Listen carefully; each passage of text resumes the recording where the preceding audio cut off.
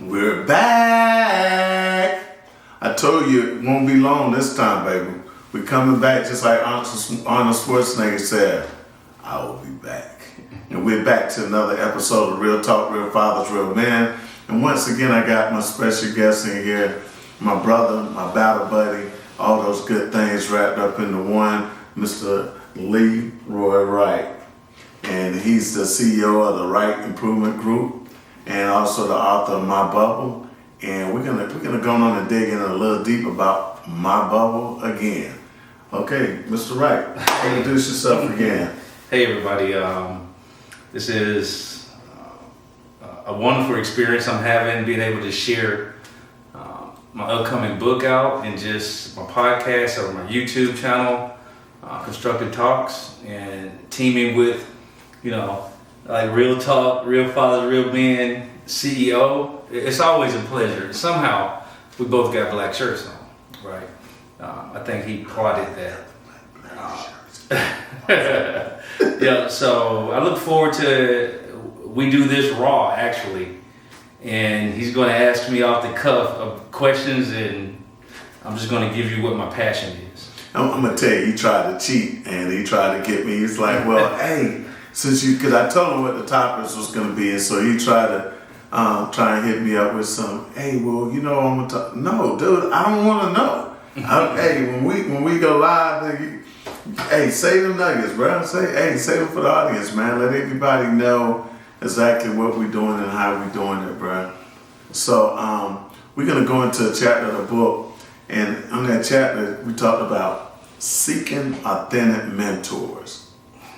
And how many of y'all go out and say, I got a life coach? If you're paying for it, bro, get your money back. Life coaches, I ain't got nothing against you, but just starting to read this book, and that hit deep with me, because in the Army, when you have a mentor, that joker gonna mentor you on your job. 9 times out of 10, he ain't following you home to tell you how to raise your kids. He's not telling you how to raise your wife. But hey, I'm gonna let you tell us a little bit about that chapter. What was you thinking about when you put that chapter in there? A segment in the chapter, right? I think as we mature in our life and go on our journeys, it's a thing to where we listen to a lot of advice, a lot of recommendations, a lot of considerations, and one of the business sectors out there is coaches, mentors, and we kind of give them, for the most part, benefit of the doubt that, hey man, they know what they're doing, they're going to help us or help me get through this situation I'm going through. And a lot of times I think we need to be more pinpointed, precision on what we need, because that coverall doesn't always help. And life coaches, mentors, they try their best, but a lot of times they can't work with anything but what we tell them. And since a lot of times we truly don't know what we need, we just allow them to put their way or their business model into our lives and put it in our laps, right? And so what you're saying is kind of like a cookie cutter mentality when they come to coaching. Everything is, the book says do this, this, and this, and this, how we're going to do it for every individual. Their business model does. Okay. So if it's a business model to get profits, which is fine. There's no, hey, guess what? This is capitalism US. You should get paid for your craft and when you provide a good service or product to somebody. But it's a booming business because all they really have to do is just shoot over the bow and get close to the top of what you need done, or kind of to get you kind of focused on kind of figuring out what you need done. But that could come at a high cost, and the high cost could be monetarily, or the high cost is you quit at something again because you don't really get it, and nobody's there to life mentor you truly. Life mentors, like, just might sound goofy, but like going to the house with you, helping you cook the cake and helping you measure the ingredients so that there's no barriers to your growth. That's what I think life mentor is. And it's like I'm always connected to you no matter what. And it's go ahead. So what you're saying, like, this guy, he spent quite a few years in artillery. And so in artillery, people think artillery, when they see these bombs going off, they think it's what we call a shotgun blast. But artillery is more a precise gunnery, because you can shoot, like a rat round can shoot, 26 miles? Correct. And then hit a target within 50 meters. So you're saying as a mentorship should be artillery rounds, precise 50-meter targets, dead center. Should be pinpointed. Exactly. So the only way to do that, to get it to that point where it needs to be efficient or beneficial, you have to know what you need. And not look for somebody else to figure out what you need, right? And I say that because if we slow down a little bit, if we pause a little bit and kind of actively participate in our moments, in our day, a lot of things are not as complicated? Yeah, complicated or, difficult as it may seem, because, a lot of times in our mind, based on how we were brought up and conditioned, a scary movie will come like that. The worst outcome will come to our mind first, so we're reactionary thinking before we actively think the process through. So the authentic mentor search should be pinpointed to help you specifically with one thing, and then one thing, and then one thing. But don't throw darts. I would say let's not use the dartboard method where we just, fixing one thing.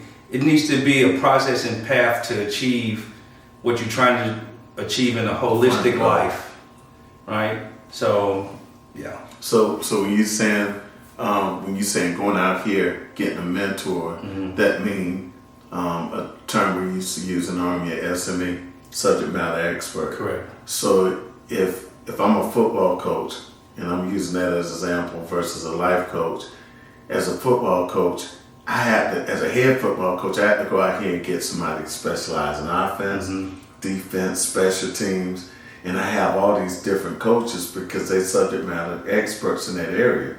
So that's kind of funny that we feel like a football coach may have 30 coaches on their staff and each of them does something special, but in our life we feel like one person can take care of all aspects of our lives.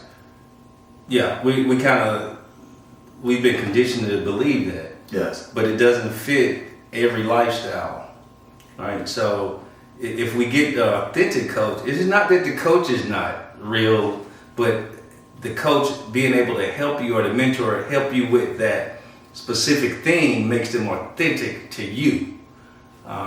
And that definition. So, man, it's a lot of soul searching. It's a lot of self-conversations about, like, who am I? What do I desire in my life? But what do I desire to be for me? A lot of. So people, what you're saying before, going back to another artillery, saying you have FDC, forward observers, and so in your life you got to be that forward observer. You got to identify that target before you can go out and find somebody to be your mentor. You got to figure out what's my long-term target, what's my long-range target before I can go out and get a mentor, instead of just, like you're saying, just blindly just throwing darts up against the wall. Correct. And then at the end of the day you say, I hit bullseye, when you don't even know where bullseye is at. Correct. You determine if it's authentic or not somebody else, because the issue that's, we determine that, the individual determines that, let me say it like that, and it's determined based off of your needs assessment. What do you need? Not want or desire or wish for or hope for. What do you truly need right now? What do we need right now to take that next step? And we look for that person. I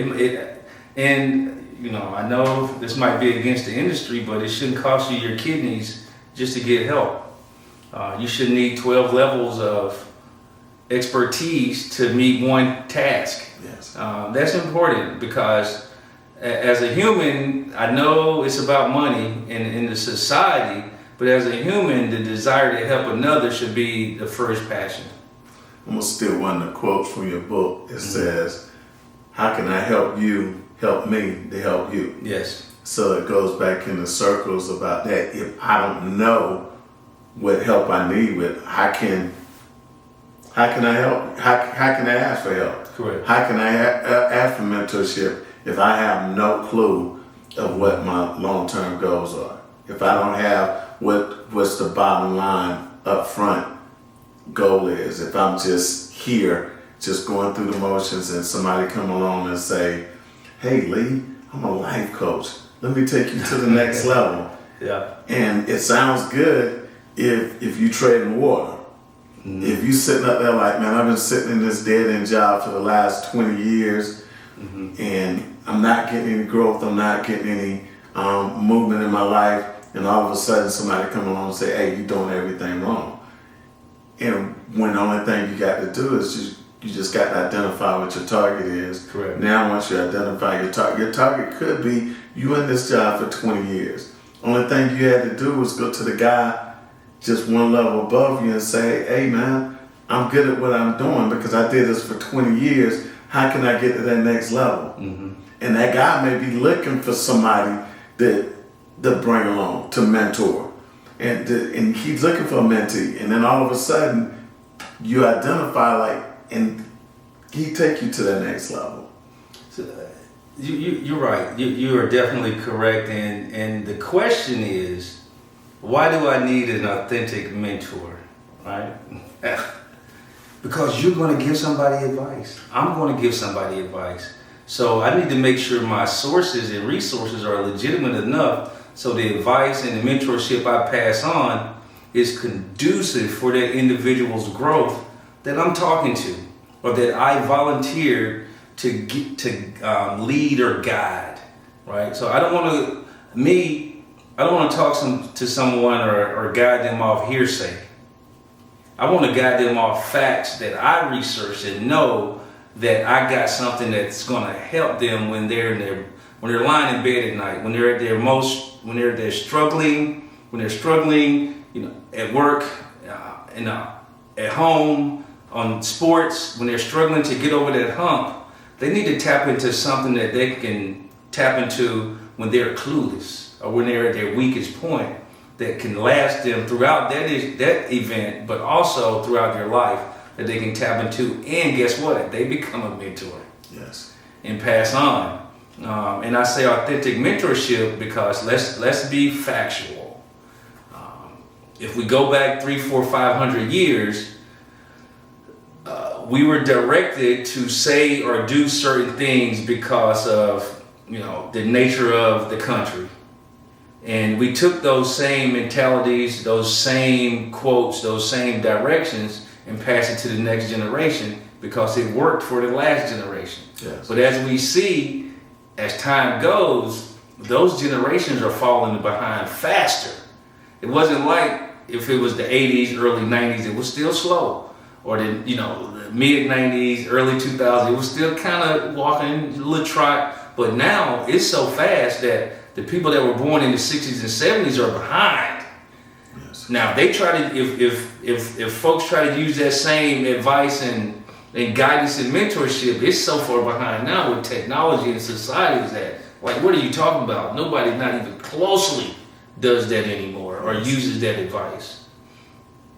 And another thing and I wanted to catch you before you got too far away from it, is your job is, if you become a mentor, your job as a mentor is that one day that person, your mentee, would at least reach the level that you on or surpass the level. Mm-hmm. If that person that you mentoring, because this is not just going out for people who's being mentored, mm-hmm. This is for the mentor. Correct. That if you out there and you want to strap that label on your chest, then you got to be unselfish. You got to be to the point where I'm going to give you the knowledge and the tools to if not reach to at least reach the level I'm on, if not surpass me. Because that's how you pass on the future by, if not, you're not a mentor. You're just somebody that's just wasting somebody's time, Just, I want to take you to the next level. If I see somebody protege, I see that. It's something in you. I see the drive in you. If I take my time to come up and say, hey, Joe Snuffy, can I be your mentor? Mm-hmm. And then they say, on what? Okay, I see that I'm a truck driver. You driving trucks. Let me take you to the next level. If 3-4 years down the line, Joe Snuffy in the same place he was when I met him, then I did him a disservice because he can never get that time back. Because you volunteered to help. I volunteered to help. So if you volunteer to help, you got to do what you said you were going to do for one. Yes. But if you're going to mentor anybody, it's not about you. Yes. Once you volunteer and say, I take that cape to mentor, it totally is not about anything that you got going on in your life anymore. It's about the people you're mentoring. Yes. Period. Right? So you run into things that won't line up with your life. Yeah. But doesn't mean it's not. Doesn't mean it's wrong, but it lines up with their life to help them get through. Yeah, because especially like truck driving, you got a guy call you 2:00 in the morning. Hey Mel, you my mentor. I'm at this warehouse, this and this going on. What do I do? Do you say, hey man, why are you calling at 2:00 in the morning? Or do you say, hey man, I raise my hand and say I solemnly swear to become a mentor? Correct. No, you volunteer for this. It comes with the territory. Take it. That's right, yeah. So when we go to happy hour, you just owe me a beer. Yeah. Because you woke me up 10 times the past 10 weeks. Oh yeah. Right? Yeah. That's how you kind of do it. And then that way that person won't close down on you. Hey, and what we're going to do now, we're going to transition into the next topic. Oh, okay. Topic. Because you've been hitting it. Hey man, he's been just like nibbling on it. And the next topic is going to be, I can't read without my glasses. Embracing growth and learning. Okay, why don't you give us a snippet on embracing growth and learning? Oh man, so firstly, and I know we're going to talk about this topic later, is our cultural conditioning. And it's kind of a few areas. It's external, internal, and subconscious cultural conditioning that I talk about in the book. Man, growth and learning. Does a person really want to know anything? Wow. Right? Does a person really want to learn in order to improve somebody else's life? Right? Because as you learn, your life is being improved automatically.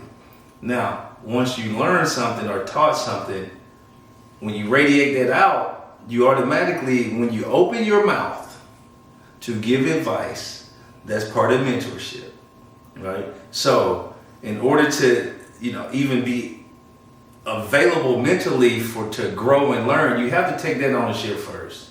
Like, hey, once I start educating myself, I'm going to have to use this wisely and share. But is a pretty big word. Oh yeah.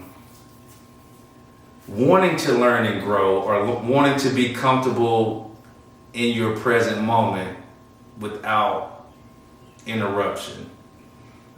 Let's hit this growth for a minute, and I think people act like growth is a bad thing, but you know what? Mentally, we say growth is a bad thing subconsciously we say growth is a bad thing without saying it, because growth is pain. 100%. When you go to the gym and you work out, when you break those muscles down in order for them to grow, they hurt. Mm-hmm. When you go to learn a new job, that learning goes back to learning. When you're learning something, it takes time. Correct. It takes patience. Growth is painful. But subconsciously, like you said, some people, sometimes mentally, we'll see that it's time to move on to that next level, and they say, well, do I really want to move on to that next level? Because that next level comes more responsibility, So you have to stop growing yourself. You have to actively say, I'm done. Yes. Because naturally, we're built to grow on our intelligence, on our understanding of our surroundings and environment. Naturally, we're done that. So we have to purposely say, let's stop growing me. And we see people, and businesses and everything where, okay, hey, I'm good. I don't need to know about that. I just need to know about this. I don't need to know about that. I just need to know about this. Complacency. And then when we look up, all kind of laws and rules and regulation unchanged because we didn't participate in growth and understanding. But yeah, naturally, and I say naturally, which everybody should understand that we grow is when we wait. Hey, when we come home from the hospital, we're crawling. Parents have to prevent us from putting our fingers in the outlets. We're growing, we're learning, we're curious. And as I probably, if I had to say this, we're probably at our peak growth time after birth. Everybody, hey, you can jump in and say, hey, dude, you crazy. Because it's just, everything is open. The kid is always saying, why? Yes. The infant crawling on the floor gets into everything, puts everything in their mouth. Then once we get a certain age, it's like, well, I just need to know these things because my social environment, my friends, my parents, your right? culture conditioning. Yeah. Your culture conditioning puts in what? Fear. Correct. It adds fear, and now because of fear and life experiences, it causes us to like recluse maybe a little bit. Yes, I don't want to take that chance on growth. Mm-hmm. I don't. If I do this, I may lose my house. Mm-hmm. If I go tell the boss it's a better way of doing this, I may lose my job. So that fear sets in because of culture conditioning, and it sets in that makes us become stagnant and afraid of growth. And a lot of people understand exactly what you're saying, so they use it to keep you mentally oppressed. Wow. Right. So they're going to make sure that fear environment is there to keep you controlled enough so they can stay a little bit ahead. So in other words, you got this boss that's afraid of growth. Mm-hmm. So what he does, he don't want to change. Everybody's going to RFID ID tags, and he's used to using a little legal pad. So all of a sudden, you present that to him, and when you present it to him, he puts you in an uncomfortable position, so you don't bring nothing else back. Correct. Yeah, the authority, the abuse of authority, right? But you can tell anybody that don't want you to grow, they don't delegate to you. This could be in the house. Yes. Right? So if a parent is not delegating tasks to children, they're stifling their growth. So when they get ready to go out in the real world, they don't know how to move that widget, or they don't know how to react in their environment because they've avoided it so much. Wow. Right? Gosh. So if I know an environment is tough, I'm like, come on, let me show you why this environment is tough so you can identify a tough environment. Right? That's what that's what should happen, but we've been conditioned just to give the warning and without questions. Right? Or additional information, just don't do it. Or, those warnings, everybody get warnings growing up. Oh yeah. Yeah. Don't touch this, don't do that. Being before dark, don't go in this neighborhood, But some of the warnings that we get is there to keep us there. Correct. To keep us there. It's like, as a parent, I may feel like I don't ever want my kids to leave. Correct.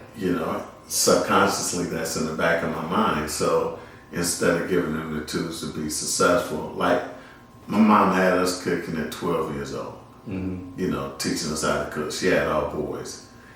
My mom had us cleaning at 6 or 7 years old. So we was given those tools, working at 12, 13 years old, going out, filling out job applications.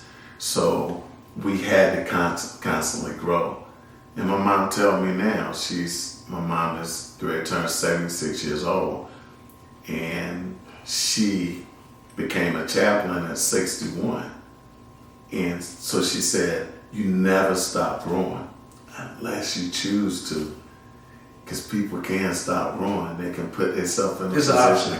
Yes, they can put themselves in a position where, I got my retirement. I got a place to stay. So I'm here. I get up, I get me a dog or a cat, which is easier. Get me a cat, and the only thing I had to do is change the litter box. I never had a cat, so I don't know. I don't think you change the litter box. I changed my litter box, and there's no need for growth. No need to learn nothing new. So once an individual makes that decision, their body starts to die. It does. Because the brain does one thing. If you don't use it, it doesn't need it. That's why we've evolved into what we are now, because our environment causes us to need certain things. But if you mentally just stop growing, you start losing those things. Yes. To retain memory, to retain knowledge, or to be hungry and driven. It can easily happen. And then it becomes a habit that you dump in other people's lap, right? So one of the things that you talked about was that growth is that when I grew up, and I know people hear this all the time, but boy, cell phones wasn't around, internet wasn't around till AOL and Netscape came, dial up, and it is no reason not to be smart now. It is no reason to fail at anything. Because everything is available on your rectangle. Right here. Yeah. It's like, so if a person chooses to stop growing now, I don't know what to say. But then if they choose to stop growing and complain, then if they're in my space, like my bubbles talks about, is that I got to be available and try to show them options to grow, to achieve, because like we said in part one, if we wait till later, that's time consumed. Yes. And you don't get it back. You don't get it back. But growth is critical to helping generations. Growth is critical to making sure your bubble is conducive for your inner growth, to share and to get those folks around you that are constructively productive. And you have say-so in that. But in the bubble, would you say that as you grow, you can attract people that's in that same growth pattern? Yeah, automatically. Okay. Now, with that, you have to let folks either verbally or non-verbally understand, if you don't have this tinkle in your brain to grow, this is not a good environment for you to be in. Why? Because you're not going to feel comfortable. Yes. All right, and there's nothing the person has to say like, "Get, I don't want you around." Individuals that don't want to grow, they know when they walk in a room if it's a growing room or not. But Lee, I'm just thinking about that. You one of those people, man, that all of a sudden you find everybody around you is doing something productive, and then when you walk in the room, it seems like everybody's speaking French and you still learning your ABC. Yeah. So let me give you a true Hollywood example, right? I remember coming up and growing and walking in a room and say, "Ooh, that meeting's not for me." And you just close your door and get out, right? And everybody get that right to create that environment around them if they choose to, or they get the option to create an environment where they attract people who don't grow. And then the people who choose not to grow attract other smaller people around them, and those smaller people grow up undriven. So that's why you have that one or two miracles that happen that the person achieves, but the majority of the people around them is still doing the same thing for forever.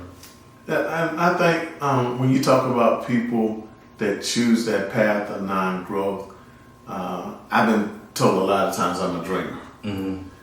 But I think it's biblical. It says a man without a dream will perish. And what happens is you have a person that settles on not learning anything, not growing, or T.D. Jakes said it best, a person that the only stories they read is the books they wrote. And so when they attract people around them, in my opinion, and you can correct me if I'm wrong, then human nature gonna cause them to attract people that's not only on the same level as them, but they want to attract more people that's below them to make them feel better about their stagnant. Mentorship.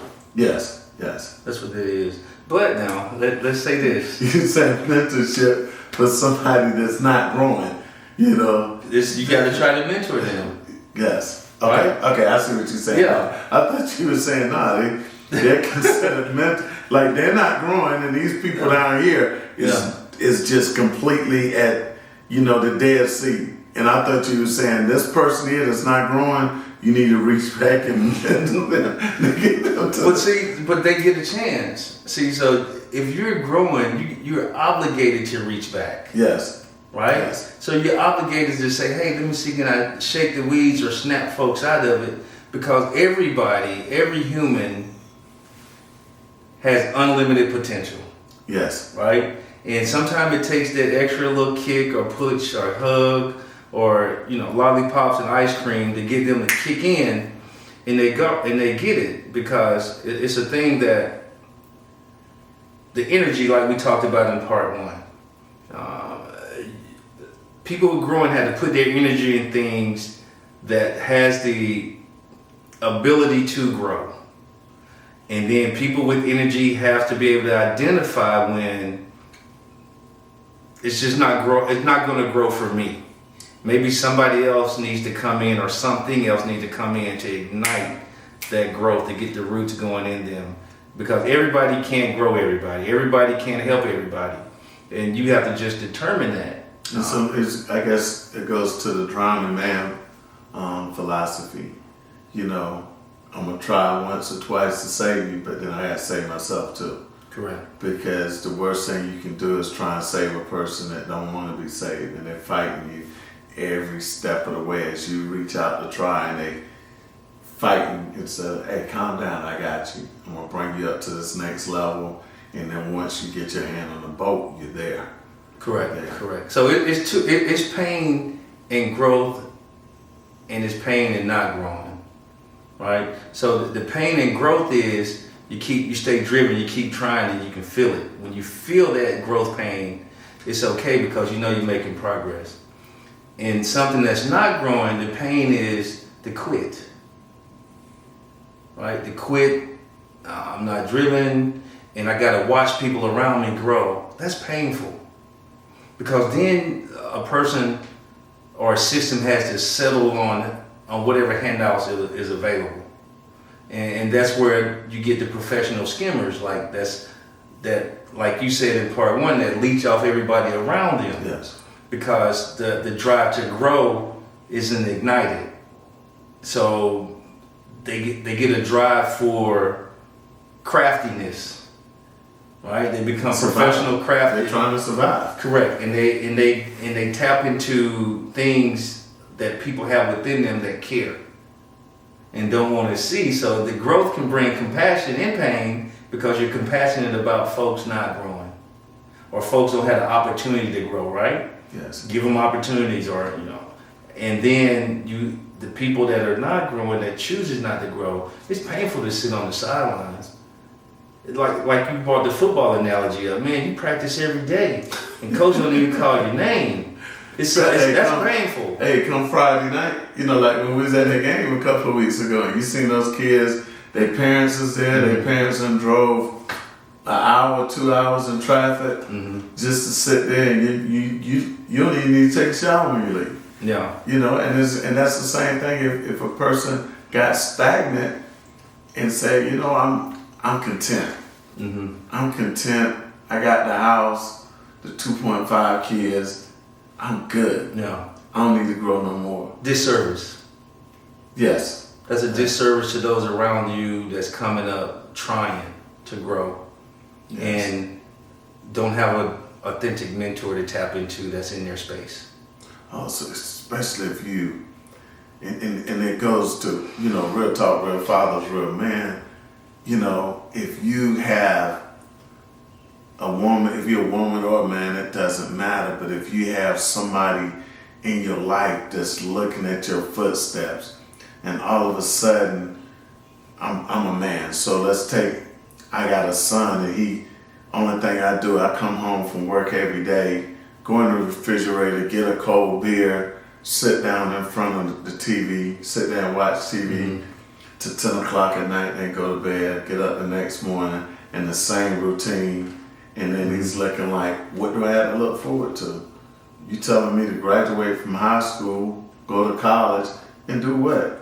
So I can come back and sit on the other side of the couch, you know? So what they do, they embrace external cultural conditioning suppliers. Yes.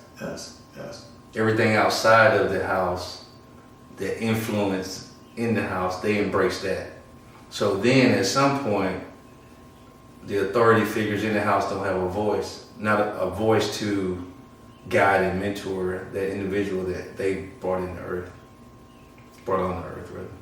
But what if that person is so influenced by that person that's sitting on the couch that they don't leave? So you hoping that the external cultural conditions is strong enough to mentor them.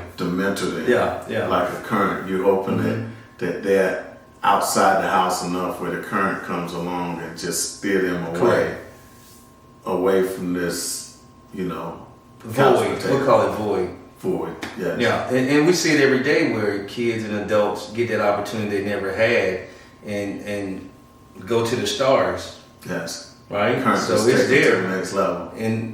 But it's double tough on them. Because when you're out there growing and trying, when you come home and lay down, it's no peace. Yeah, because that person now, they become I don't want to use the word enemy, but basically that's what it is.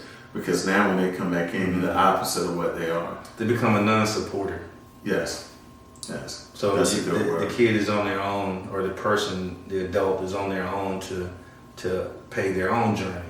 Which, that's what the bubble covers, is that you should be. You should depend on yourself to navigate your journey through life. Because everybody should have their own energy source to guide their life for the good and for their goals.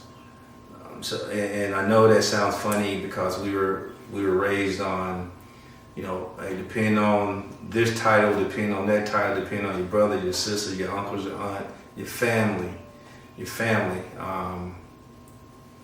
I say this, and I say it with passion, that family title is overused for dependency. Because if it wasn't overused, everybody in the family would help everybody in their family, without question. But individuals have to, or people have to pick and choose who supports them, and the rest of them, they just, that's Uncle blah blah, that's cousin blah blah. And it might be a thing in most families. It might be like kind of what we talked about last time. It might be only one or two folks that's good to go. That's unconditionally supportive. And if we can ever get to the point where a title be just as strong as that title's meant something. If we could ever get to that point where if you say, hey, that's my brother, then you know that you can jump on a grenade for him and not ask the question like, hey man, why are you down there with that grenade anyhow? That's what a brother is. And a family member call you at 2 o'clock in the morning and you're not saying to yourself, this is the third time you done called me at 2 o'clock in the morning, because you know that this person is feeding into your bubble and you feeding into their bubble. So if they call you at 2 o'clock in the morning, because you got that title, you live up to the title. But that's another chapter and another story, because we know titles is just what they are, overrated. For the most part, yeah, that's correct. And titles, yeah, we'll get into that another time, but for the mentorship and what we're talking about, growth, it's critical to challenge yourself. You have to challenge yourself every day because, man, it's easy to not challenge yourself. And it's called like self-induced distraction. Yeah. And that's easy, especially nowadays. And I think to piggyback off your question, how do we get back to where titles mean a lot? Individuals gotta want them, right? I gotta want a title. Yes. And then I can get mentored, from myself and resources to understand the capabilities and the requirements that come with that title. Because they're just kind of cliche now. When a person says, "Hey, you're my man," that's a little weight comes on your shoulder. It should, because it's a lot that I got to make sure I don't waver from. Right, and be prepared for the folks I'm mentoring to be able to answer the questions before they ask, or be able to identify their need before they know that's their need, and mentor them through, hey, this is coming. So, But the main thing that we're talking, and we're gonna in our closing, we're just gonna talk about 2 good topics today. One is, find your mentor that's a precise shot, a sniper, authentic mentor, authentic. I'm messing up. I got an authentic mentor. Y'all know I'm country, man. But look for a sniper, not a shotgun shot. Yeah. And if you have 30 mentors because you're doing 30 different things, perfect. That's fine. Mm-hmm. That's fine. I mean, I don't call Lee to ask him about trucks, even though he think he a truck driver. Don't call me, please. I'm like, huh? But if I need something done with AIs or anything with computers, he got it.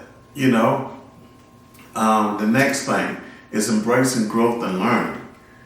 Like he said, we should thrive for learning something new every day. Mm-hmm. We should thrive for growing a step closer to our goals every day. You have to ask yourself, is what I'm doing conducive to my growth? If not, that's something you may have to cut out.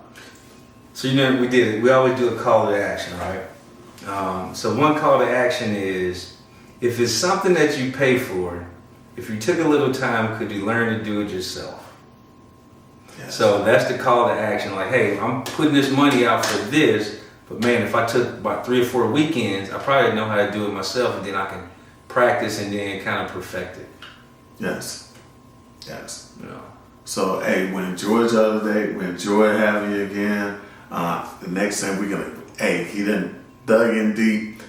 Next week we're gonna talk about external cultural conditions, and then we're gonna get into these titles, bro. We're gonna get into these titles. When we start talking about titles, y'all welcome to send your comments. But most important, what I'd like for you to do is to continue to work on yourself, continue to share these videos, and let's grow, baby. You can reach Constructive Talks, LRW on Facebook, Constructive Talks, LRW on YouTube, and of course this is on Facebook Live as well. And the Right Improvement Group. We're over here doing good things in the communities all over the nation, actually. And we look forward to talking to you over and over again. It's 37 chapters. And every chapter probably has about 10 sections in it. So we're going to be able to talk forever. Well, that's it. We get ready to hit the end button. Go mile.